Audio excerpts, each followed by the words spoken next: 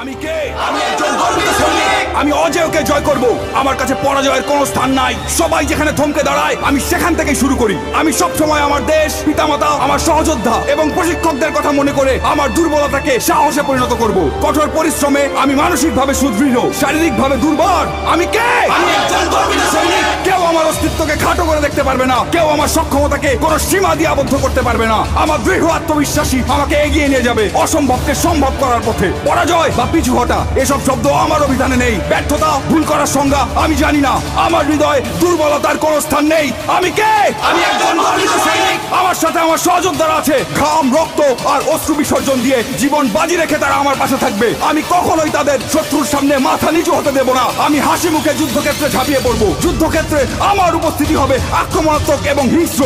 শত্রু আমাকে দমিয়ে রাখতে পারবে না। আমি কে?